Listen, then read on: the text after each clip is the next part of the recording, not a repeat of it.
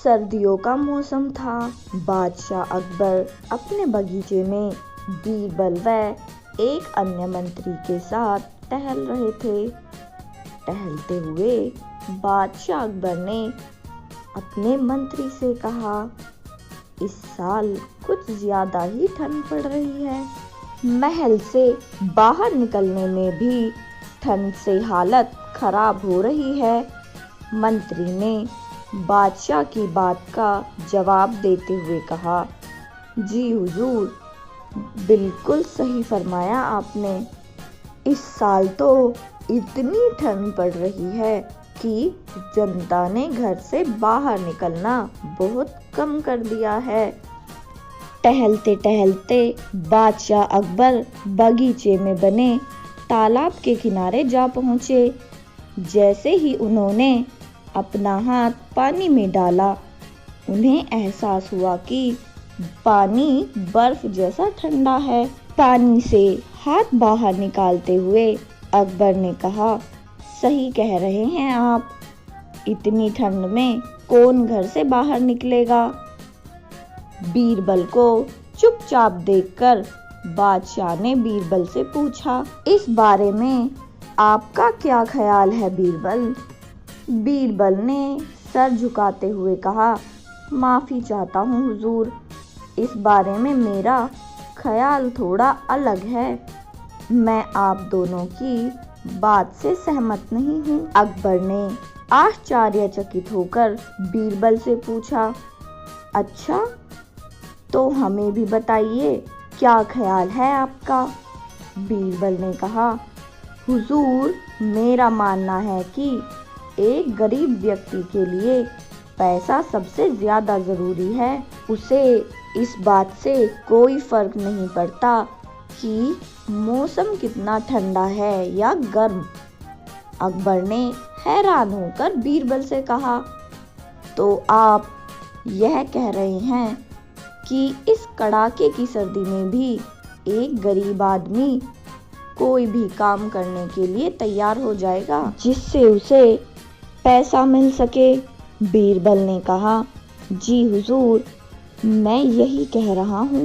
बादशाह अकबर ने बीरबल को चुनौती देते हुए कहा, तो ठीक है, अगर आपने बर्फ जैसे पानी से भरे हुए इस तालाब में किसी को रात भर खड़ा रखकर इस बात को प्रमाणित कर दिया तो हम आपके लाए हुए गरीब को 20 सोने के सिक्के इनाम में देंगे। बादशाह की बात से सहमति जताते हुए बीरबल ने अगले दिन एक गरीब व्यक्ति को पेश करने का वादा किया। अगले दिन सभा में बादशाह अकबर ने बीरबल से पूछा कि क्या वो किसी को लाए हैं जो तालाब में खड़ा होकर पूरी रात बिता सके। इस पर बीरबल ने गंगाधर नामक एक गरीब व्यक्ति को दरबार में मौजूद किया और कहा कि यह 20 सोने के सिक्कों के लिए तालाब में पूरी रात बिताने के लिए तैयार है। बादशाह अकबर ने सभा समाप्त होते हुए कहा कि ठीक है, 2 सिपाही इस व्यक्ति की रात भर निगरानी करेंगे।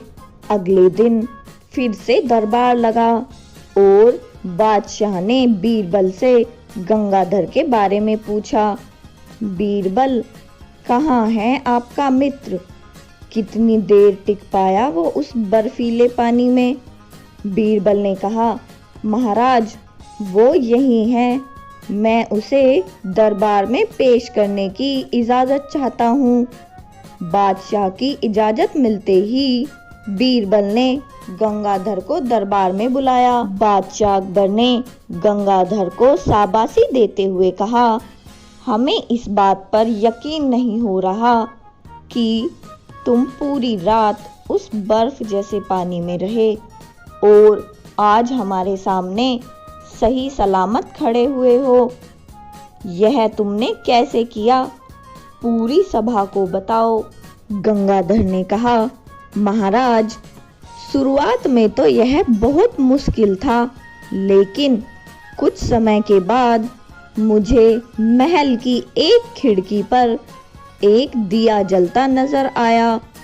उस दिए को देखते हुए मैंने सारी रात बिता दी। बादशाह अकबर ने चौंक कर कहा, यह तो धोखा है। तुमने हमारे महल के जलते दिए की गर्मी से सारी रात बिता ली। फरेबी, तुम्हारे इस धोखे के लिए हम तुम्हें सजा नहीं दे रहे हैं, लेकिन तुम अब इस इनाम के हकदार भी नहीं हो। यह कहते हुए अकबर ने अपने सिपाहियों से गंगाधर को महल से बाहर ले जाने के लिए कह दिया और सभा समाप्त करके अपने कमरे में चले गए। अगले दिन रोज की तरह सभा लगी। जब बादशाह अकबर सभा में आए तो उन्होंने देखा कि सभी दरबारी अपनी अपनी जगह पर मौजूद थे, सिवाय बीरबल के। बादशाह ने एक सिपाही से पूछा कि बीरबल कहाँ हैं? तो उसने बताया कि वो आज महल नहीं आए। बादशाह ने सिपाही से कहा कि वो तुरंत बीरबल के घर जाएं और उन्हें लेकर आएं।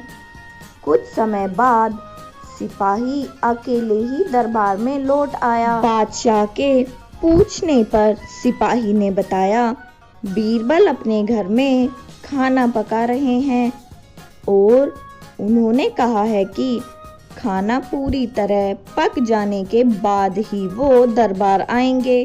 सिपाही की यह बात सुनकर बादशाह सोच में पड़ गए, क्योंकि आज से पहले कभी भी बीरबल ने महल आने में देर नहीं की थी।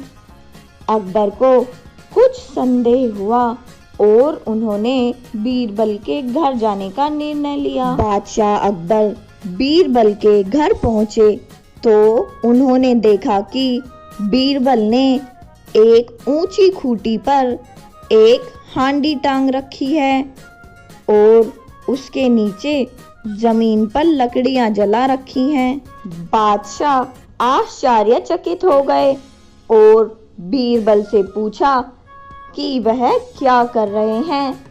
इस पर बीरबल ने जवाब दिया कि वह अपने भोजन के लिए खिचड़ी पका रहे हैं। बादशाह अकबर ने कहा, क्या तुम पागल हो गए हो? यह खिचड़ी कैसे पक सकती है? तुमने हांडी को इतना ऊपर टांग रखा है और आग नीचे जल रही है। ऐसे में खिचड़ी पकने के लिए हांडी तक गर्मी कैसे पहुंचेगी? इस बात पर बीरबल ने बहुत आराम के साथ बादशाह से कहा, क्यों नहीं पहुंचेगी हुजूर? जब महल की खिड़की पर रखे एक दिए से गंगाधर को गर्मी मिल सकती है, तो मेरी खिचड़ी की हांडी तो फिर भी आग के बहुत नजदीक है। बीरबल की बात सुनकर बादशाह हैरान हो गए और मुस्कुराते हुए कहा, हम तुम्हारी बात अच्छी तरह समझ गए बीरबल। इसके बाद उन्होंने गंगाधर को महल में बुलवाया और उसे 20 सोने के सिक्के इनाम दिए।